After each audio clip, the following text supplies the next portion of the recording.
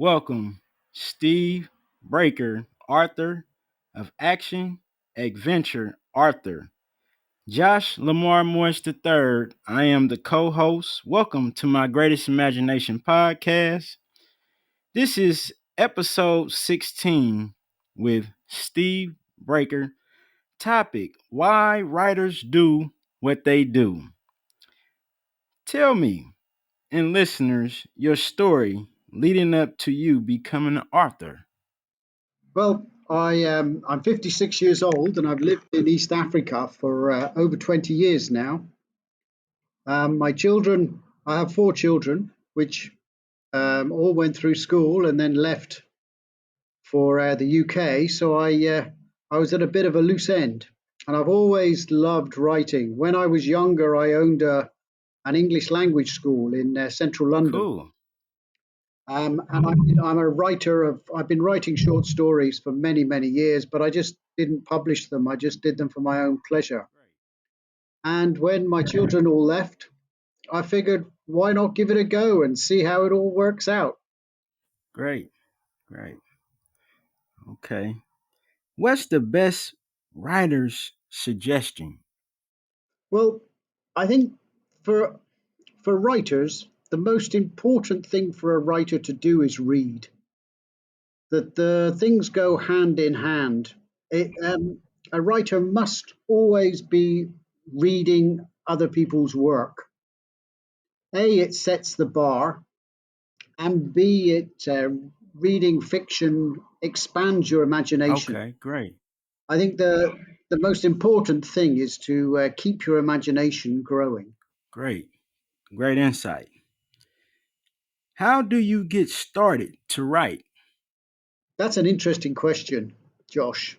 Um, it's a weird sort of process of odd things that might happen to you. You'll be in the shower and you'll think, I wonder if A would go to B. I wonder if something would happen there. You know, my characters. I wonder if he was sailing up near Somalia. I wonder what would happen. And then the next day, a little bit extra. You think, oh, maybe there was someone catching fish, and then maybe there's a bad guy, and there could be a bit of a story here, but it's just like little strings.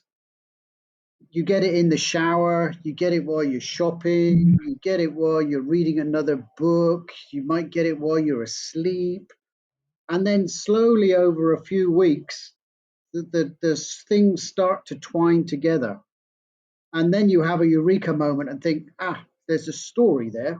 Something there is a story, and I better sit down and see where my character goes. Great. Okay. What keeps you motivated to write? Well, writing is it's like a vocation or a passion.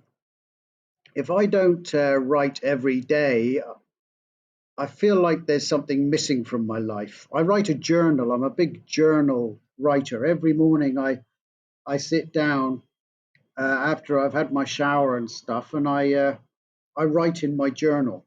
Every day I do it. And if I don't do it, I feel a bit strange. It's not like a job writing, it's more of a vocation. It's something that you feel inside of you that you may be writing for yourself, or you may be writing for an imaginary person. I write to my kids quite a lot and I never send them any of the things I write. I'm just writing in my journal things that I remember or I'm thinking about, and they stay secret. They never come out to anything else.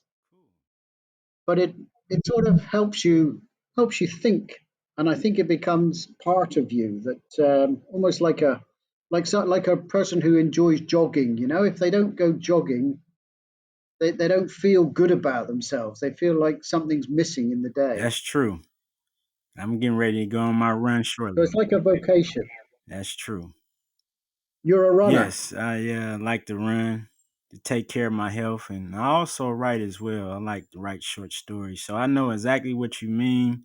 When I write, it takes me to a place like when I was a little boy. It's just soothing. Yeah. Great. Okay, what challenges you face as a writer?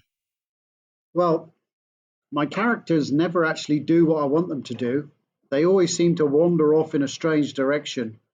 And the way I write my books is they're character driven. Well, the whole thing has to be story driven, but I I build my characters to have a character of their own, and they make decisions within the story, and I have to look at the decisions that the direction the story is going in, and then make a decision if that character would actually do those things.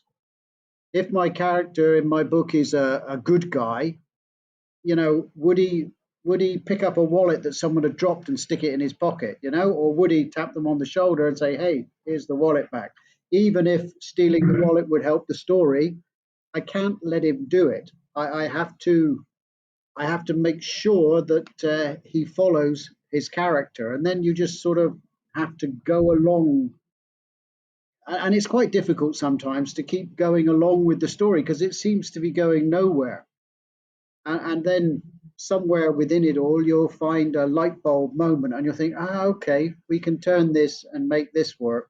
So the challenge is always to keep the story going and following the characters, making sure that your character is true to him or herself, and they don't start wandering off to help the story. They stick with the character that I initially obviously wrote into the story and gave them. And it's quite a challenge sometimes because if you have four or five characters and they're doing different things or they come together and they're working as a team, you have to ensure that you keep the characters true to themselves, and you also maintain the story, and it doesn't start to become boring or slow where readers will start looking up and thinking, gosh, have we really got to go through this to get to the next part? Because people get bored very quickly. So it's a very difficult balance to try and maintain to make sure the characters stay true to themselves and the story keeps developing in an interesting way. Okay, great. How do you overcome a mistake? Um, it depends on the kind of mistake. Uh, if it's a writing mistake, then I have to do some studying and learn. I had someone write to me the other day and was saying in one of my books I confused the word lie and lay, as in the person lie on the ground or the person lay on the ground. And I had to go back to my grammar books and study it all. So for a grammatical mistake, we all make them. Sometimes I have to go back and change everything, and my books are electronic books, so I can go back in and change them. But if it's a mistake in the plot, I do rewrites, but I tend to not remove chunks. I'll tend to write and then try and rectify the mistake through writing. I'll try and continue the story and develop that side of it and try and twist the mistake around until it becomes either a useful part of the story or it doesn't destroy the Right. story. That's a great, valuable answer. That's what I was looking for. Last question. Tell me and listeners about African Treasure and where we can find you online. Well, African Treasure is my second book. I have African Slavery as the first one, but African Treasure is a story about an island off the coast of Kenya, coast of Tanzania, which is called Pemba. Now, back in the day, 20 years ago now, we had a problem on that island and in the surrounding area with some local terrorists, which were called the Kayabongo, and they were Muslim terrorists. And they wanted to take over certain areas of East Africa and turn it into a Caliphate state with Sharia law. Now, they only really worked around and they did some raiding and they got attacked by the army and they ran away and hid in a forest. But my story follows my protagonist, which is Brody Williams, who's enjoying a lovely holiday on the island on his on his big old wooden dhow, fishing and diving and just enjoying himself. And these Kayabonga guys come in and they try and take over. Now he starts to use his skills to fight back against them and to help the villagers. In the process of this, he finds an old sword hilt from a ship that sank back in the 1800s. And then he goes on a treasure hunt at the same time. But the terrorists want the treasure, obviously, because they want the money to buy guns and weapons and things like that. So they're desperately trying to catch him to kill him or get rid of him so that they can take the treasure. And it culminates with him finding the treasure on a deep dive in a big blue hole underneath the ocean.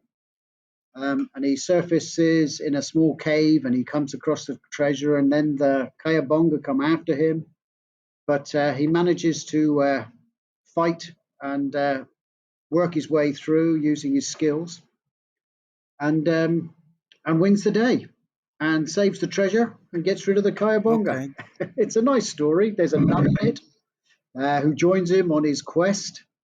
And there's some nice Swahili culture and some nice information about the island of Pemba and how it came about, and some history. And my books have a lot of local history and a lot of local culture in them because I actually worked there for a while. So I know the island very well. I know the place. I've done the free diving and scuba diving, which is what my protagonist Brody Williams does. You can get the books on Amazon. Or you can visit my website, which is www.stevebreakerbooks.com.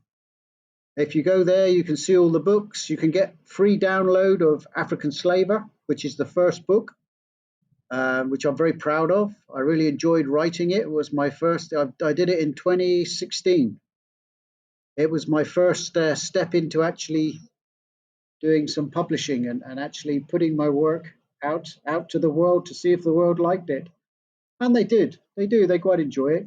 It's a nice book. Anyone can download it and have a try and see if they enjoy reading it, and then go on to African Treasure and the others in the series. There's 5 books in the series. Thank you very much, Josh. I really enjoyed